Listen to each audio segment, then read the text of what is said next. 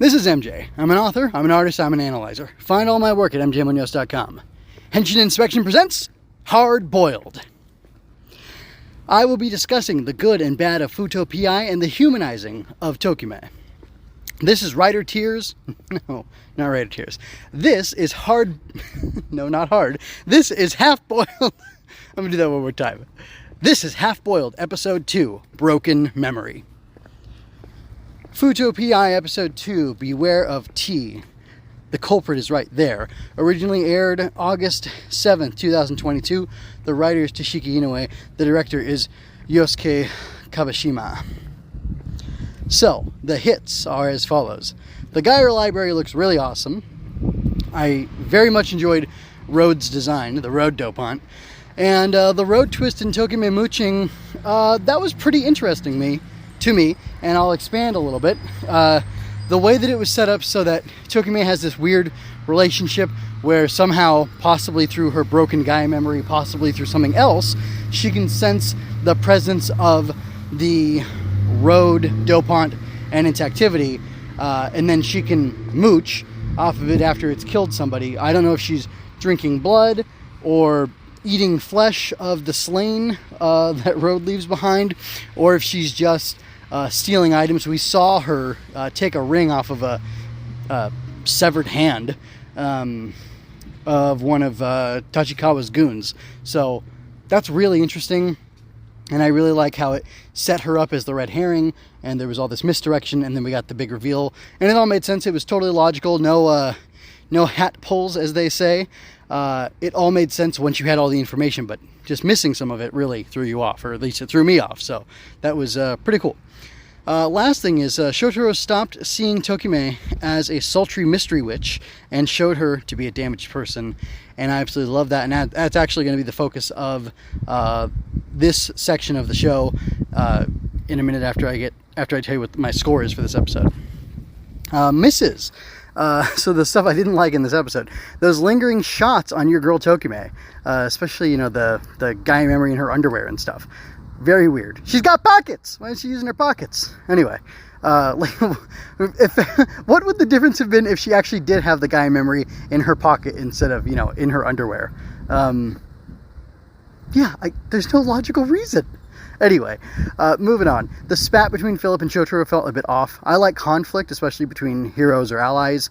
Not like, Cap versus Iron Man, but just regular old conflict because people don't always see eye to eye. But it felt a little repetitive given my exposure to Double, because in the very first episode, which is available, internationally, I believe, like on the Toei YouTube channel, they have a fight in that, and it's almost like the same scenario repeats. I think in that one, Akiko and Philip both show up in the Revolgarry to save the day and help Shotaro out. I don't remember if there was like a strategy he had with leaving the driver or the memories with Philip in the two-part debut of Double or not, but it very much paralleled it in that aspect. So I thought it was kind of weird. But anyway, if you haven't seen Double, then I guess it wouldn't matter to you or wouldn't be so bothersome. But again, I've seen it. But I do like a healthy amount of conflict between these guys, even if they are the world's greatest partners. It's doesn't mean that they're without conflict, right?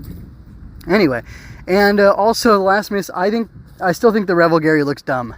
It's the Revolgarry was a mistake, and I don't know how it'll ever be solved, but this is my cross to bear, I guess. Score for episode 2 of Fuuto PI. I'm going to give it an 8 out of 10. I say this was solid. The story really stood on its own. This is a Henshin hero show, but they didn't transform until the end for a cliffhanger. Despite that, it was cool and exciting. Death is on the line, and our heroes boldly face it. I think that's very cool. It's very exciting, and it was just downright entertaining. So definitely a high score for me for this episode of Fuuto PI. So now that I've given you the score, after I've given you the score, I'm going to talk about my reflections, my deep thoughts, #deep thoughts on this show and on what's going on in it, the humanizing of Tokime. And after that, I'm going to share with you stuff that I was doing, or highlights, talking about specifically the worst thing, the best thing, and the most interesting / shocking / odd thing in Fuuto PI.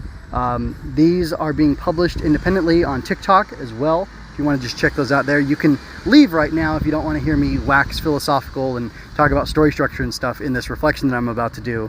But it should be interesting. It should be spicy. I don't have it planned out, but I have some bullet points in my head of what I'm going to say. But anyway, after that's over, after my reflection section is over, you're going to get the highlights of basically the worst, best, and most interesting thing from Fuuto PI. And then at the end of that, I'll just do a little outro. And I think this is going to be the new format, because I'm doing those anyway. They're actually in video format. There's images associated with them, and you might enjoy them more on the TikTok, or you might enjoy them here, or I have them as audio only in here. I might make them video next time. If you want any input on that, let me know.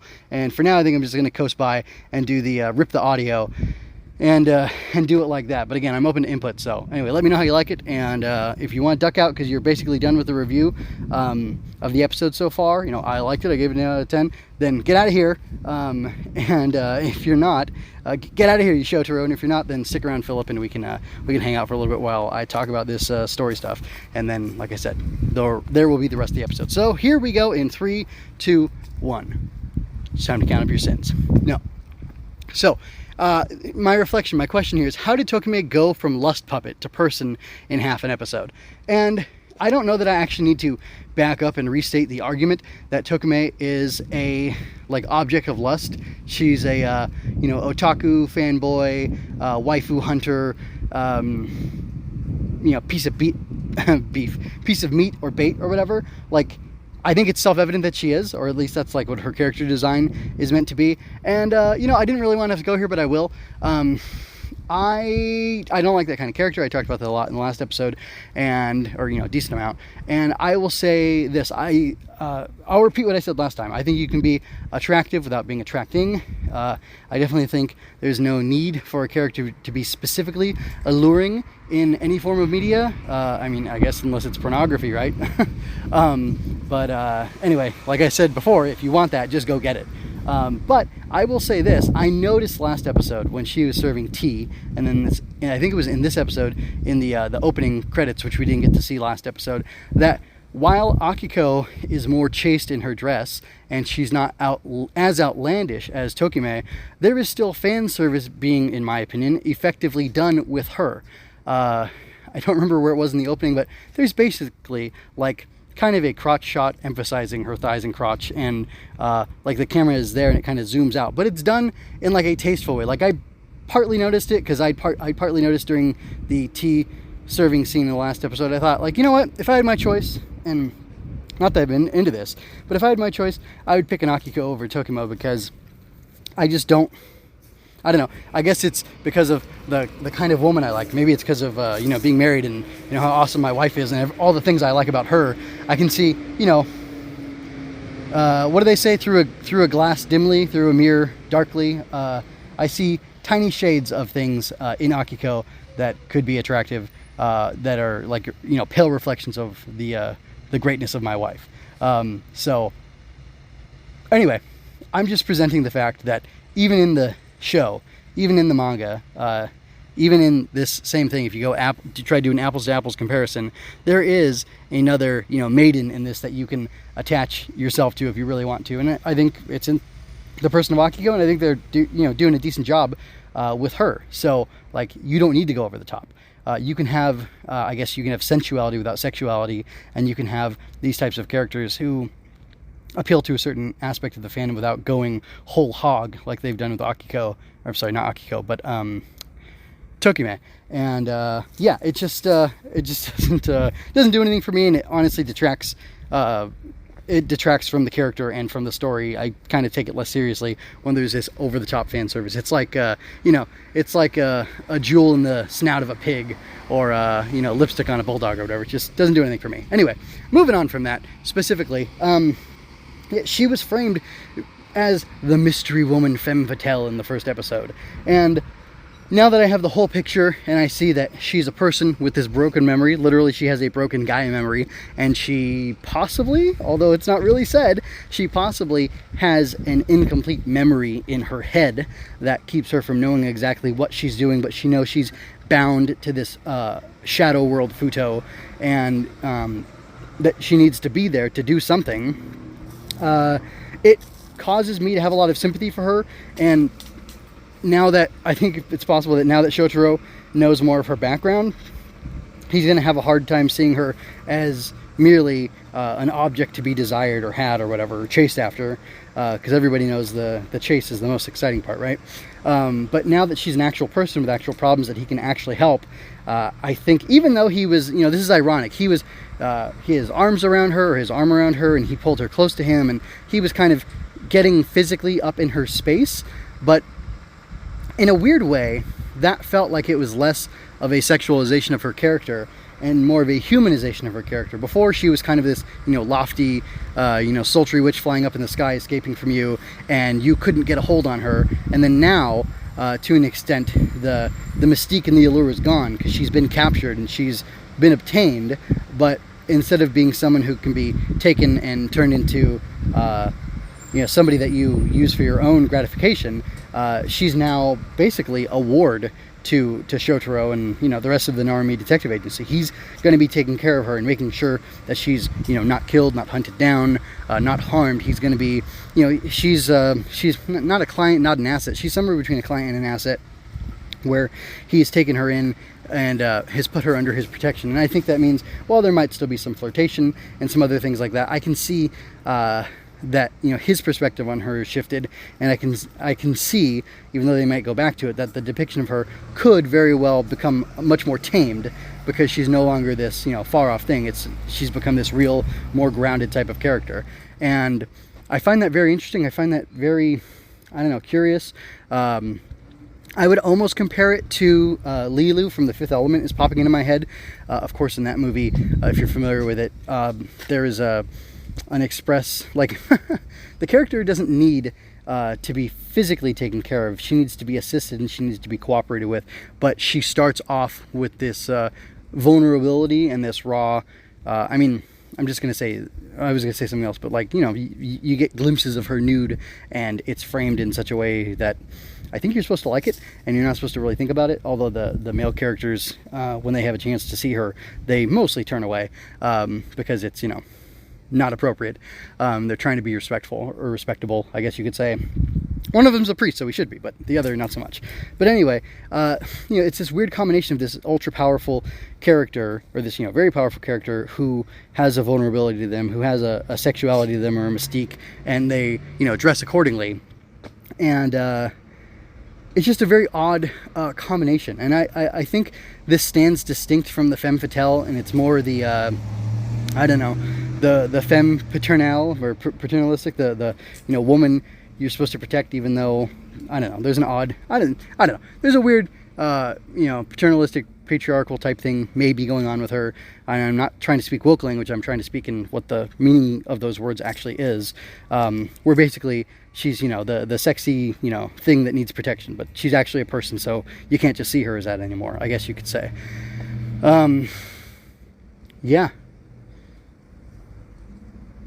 Yeah, I don't think I have much more to say on that. I think I've basically outlined for myself how she became, somebody to protect and watch over versus somebody to have and possess, by Shotaro. And I think, like I said, I think that the framing of her, even in the context of this episode in the latter minutes, shifted from, ooh, look at her, to like, oh, look at this character. She's in help. She's in trouble. She needs, protection and guidance, and she's not this, dangerous, in multiple ways element. She's somebody who is in danger, and therefore she's sympathetic and needs help, and that vulnerability humanizes her. So anyway, that's pretty much all I'm going to say about that, because I think I am in danger of having gone on a little bit too long about that. But let me know what you think about my concept of how or let me know what you think about my thoughts on that, and if you have a different argument, if you still think she's this great honeypot, or if you can see her now as more of a real character and a real person in the context of this story, and if you think that the mechanism I described for her transforming from one to the other is in fact what went down or not. I'd be curious to know.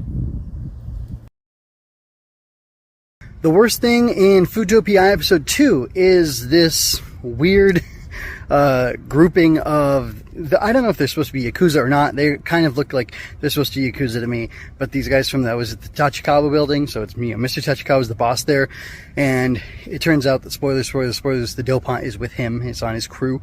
But anyway, it was weird. They show him in the office a little bit. We got to see him a little bit in the last episode, and he had security guards or toughs or whatever with him, right? Which is fine, whatever. That's cool. I mean, I dig it. That makes sense if he's supposed to be this kind of mob guy, that he would have these people with him. But we saw a few of them, 3, maybe 5 at the most. At the absolute most, there were 5. This episode, we got to see more of them. Him and 2, I think again, 3 guys in his office. And then when he shows up and he confronts Shotaro, and well, he thinks he's confronting the dopant, and he's not really, in the person of was it Tokime? I gotta figure out her name. And fast, because it looks like she's becoming part of the regular crew. Anyway, when he goes to confront her, in the first shot, he shows that there's 2 guys, one on either side of him. And then in the next shot, there's like, I think 11 or 12 guys I counted. And that just doesn't make sense that this one guy would have 11 or 12 goons. Like more than 10, and one of his men had already been killed. So, I mean, maybe he's got extra security because of this, dopant threat or whatever. But to send him and then have like 10 or 11 armed guards to attack these people, that doesn't make any sense. Like, are you really, like, in Japan, handguns are illegal, right? Except for the police. So like, this guy's really somehow smuggled in the black market, almost a dozen handguns, and he's armed guys with them and had them train with them, and this whole rigmarole to show them up here. It doesn't make sense. It honestly, this might sound ridiculous, but it took me out of it. And it made me take a step back and think, is this realistic that this would be happening? Now, of course, I'm asking, is this realistic in a Kamen Rider Double sequel anime, based off of manga that has a guy turning into the road dopant, which is ridiculous. You also got Tokime's, level of perkiness, which is also ridiculous. And that can go either way. I'm not saying anything inappropriate there for sure. Anyway, and just there's a lot of stuff about the show that should be ridiculous and should take me out of it, but partly because I watched Double already, and partly because it's anime, I can suspend my disbelief, but just some things don't quite make sense. Like Kaiba and Pegasus had 2 or 3, no, it was Pegasus, not Kaiba, had 2 or 3 armed goons at a time working for him, and this guy's got, almost a dozen, and they're all armed. That's crazy. It doesn't make any sense, and I gotta say, that was the worst thing. And honestly, it was a good episode. The best thing in Fuuto PI episode 2, believe it or not, is Shotaro. Rather, it's his pride. It's the virtue of pride that he shows. So, if you don't know already, I don't like Shotaro Hidari that much. He bothers me. I've got a lot of issues with him. However, in this episode, he was a really cool character. He came off really well. I loved seeing his pride in Fuuto, his pride as a detective to some extent, and his refreshing and, I don't know, very much real personality and actions that he undertook in order to do multiple things. One, clear the case. He wanted to not let basically he didn't want to disgrace Fuuto by failing the city and letting it down and being a poor representative of, or ambassador you could say, of the city to this foreigner. I can't remember where this guy's from. He's from the farm, so he's obviously not from the city, but he's from somewhere out in the country, and he's come, who is it? Yuta? Something like that, one of the two. Anyway, Chuta, I believe. Anyway, so this guy, he, Shotaro doesn't want to let him down, and he says, look, you can have the money back. I don't care about that, because Chuta's saying, hey, I'll pay you for what you're doing, but, stop. I don't want you involved in this case anymore, and, I don't trust you, and you're really messing things up. And instead of becoming defensive, Shotaro says, look, give me, I don't care about the money, give me more time. I want to do this right. I want to follow my leads, and I want to do it so that I can show you, what kind of city Fuuto is and what kind of, people we are here, basically. And I don't want you to walk away from this thinking ill of my city and this place that I live and this place that I love. And that was really admirable. It was really wonderful to see. It was nice to see this, it's not national pride, it's, city pride. And it's this, almost like a form of patriotism to his town, and that was really cool. It was really, like I said, it was really cool. It was really admirable. I love too, there's this glimpse, it's a couple seconds long, where Akiko is looking at Shotaro, and you can tell she's kind of proud of him, because he's stepping up and he's defending the city, and he's being so honorable, and you know, the way he's going about this and the way he's handling himself probably reminds her of her dad, who she had an estranged relationship, didn't know that well, but from what she did know of him, probably reminded her of her dad. And honestly, he did remind me of the chief, so that was really cool to see, and I really did appreciate that, because as much as I have trouble with Shotaro, as much as I have some trouble and some qualms with Kamen Rider Double, I gotta say the chief always came off really well, and he was a fantastic character, and I can understand why these guys like him so much. They say a picture is worth 1,000 words. I want to ask, is half a picture worth 500 words? We got a very skewed image of this witch, of, I'm going to say Tomike. That sounds and feels like the right name, although it could be Tokime, and I'll get it one day. Anyway, but we get a very one-sided, slanted to one side view of this character, and I think it's in part to throw us off. And it isn't a demerit of the writing. It's not. This is not an attack or a criticism at all of the writing of, you know, any part of this story so far. It's interesting to me that Riku Sanjo was able to present select pieces of information to the audience and to the characters in order to lead them to a certain impression, but it turns out that it's actually something else going on the whole time. And I found it to be really effective. I was confident, based on the evidence that I witnessed, that this witch lady was going to be this evil dopant. Now, there were other things like the way she was in promotional material, and just some other glimpses of the season, maybe a little sneak peek I saw of the opening song as well, that made me feel like, well, she can't be that bad, because I think she's going to become part of the cast. And sure enough, she does become part of the cast. And it's because it turns out that she is innocent of the crimes that she's being accused of. Now, she's guilty of other things, but we got to see her recontextualize in this episode, this second half of the story of, you know, the witch and the, I guess, with the T-junction killer, or whatever they call it, you know, the road dopant. And it was really fascinating to me how, when we had part of the picture, it totally looked one way, and now that we have the rest of the picture for this completed story, it gives a different feel, has a totally different vibe, and it informs us of how to feel about this character differently. And that might sound obvious, but I think it was done very skillfully, and I wanted to praise Sanjo here for doing such a skillful job that it made me totally turn around. I was expressing my disinterest and displeasure for Shotaro last episode, and I was kind of hating this character last episode of The Witch, and now I have an appreciation for him, and I think she's a more interesting character. She feels more human, more sympathetic. There's something going on in her story that I feel sorry for her, and I'd like to see her problem solved. And before, I just didn't want anything to have to do with her, really, and I thought she was a stupid character that I didn't want in the show. So that's really interesting how I've completely turned around on these two characters in the space of, I don't know if you want to call it 2 episodes or 1 episode, but once I had the whole picture, it changed my perspective on it, and that's really cool. So I noticed something in the opening for Fuuto PI. This guy who I presume is the villain, who has all these masquerade dopants around him and stuff, he looks kind of like he might be either the brother of, maybe even the father of, who knows, or somehow related to Tokime.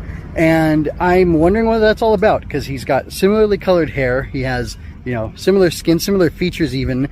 You know, they're both these, you know, thin waifs with this, you know, anime hair. But he's also got this braid of other colors in his hair that are kind of, to me, reminiscent of the I guess it's the 6 memories that Philip and Shotaro have. And I'm wondering, is this a clue in the opening here that the two of them are related?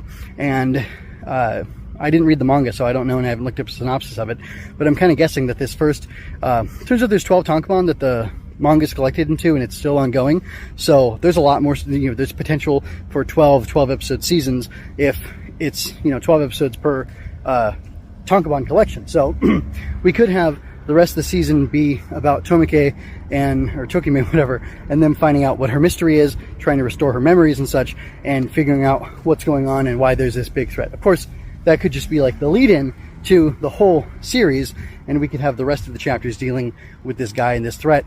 We don't know that for sure, but I do speculate that somehow they're related. Maybe it's kind of a, you know, spoilers for Double, like a Philip situation, where somehow he's related to her. And, well, I guess I'm not going to spoil that, actually, because I was going to say something different. But, you know, somehow he's related to her, or she's related to him. They're related to each other. maybe they're two halves of some sort of experimental, person who is being worked on that has a connection to Gaia memories, who can channel Gaia memories, because none of her, like the powers that she's displayed are similar to Rhodes, but they are distinct in that she can, transport or teleport through things and go through different places. And she's got this taste, I'm assuming, is it actually for blood, or is it for something else? Does she hunger for the truth, or is she hungering for something else that we don't get to see in the story in the show? I don't know, but just the visuals alone of how these two look, they look pretty similar to each other, so I wouldn't be surprised if they're related, and if there's some overall plot with them that will be discovered over the course of this season, although it could be like very much hinted at. It could be a cliffhanger type thing for the end of the season, and we'll see it continue on throughout, hopefully successive seasons of this show. One of the best things about Kamen Rider Double, Kamen Rider in general, but Kamen Rider Double especially, is it has a very solid, very well crafted design work in it. And I noticed as we were going through the opening that Shotaro had certain colors trailing off of him, and he was kind of toned purple, right? And then I thought, well, that's kind of funny. Why would they pick blue and silver for him? I don't quite understand that. And then I think next they showed Philip, and he's toned green, and his hair's mostly green now, whereas I think it was mostly brown or black in the show. And I could see, time has gone on, he's changed the color more of it. And I also noticed Shotaro was wearing like a very pale pink or very pale purple shirt in the show. That's part of his costume, and Philip's got the green hair. Purple and green, right? One half of Double. And then we have Excel show up, Terry Ryu, and he's toned red basically, he's wearing red from head to toe, but then he's kind of toned red, and then he's got a blue and a yellow cast off or shadow type image. And then I realized, oh my gosh, these clever people, the clever design team on this anime, or on the OP specifically, are calling out stuff from the show. Of course, well, if you're new to Fuuto PI and you're not new to, and you don't know Kamen Rider Double, so I guess if you're new to both, in Kamen Rider Double and in Kamen Rider generally, the masked heroes, the Kamen Riders who transform via whatever type of device, have various forms that they use. The forms are typically different colors from each other and have access to different abilities. The way that Kamen Rider Double was structured, its forms and colors and its forms and colors are very well crafted and have a very clever, very slick design to them. One half of the body of Double is one color and one half is the other. Each guy, Shotaro, covers the left side and Philip has the right side, and each of them has specific power sets associated that are color-coded basically, that go to them. So black is Joker, and it stands for strength, and I don't know what else.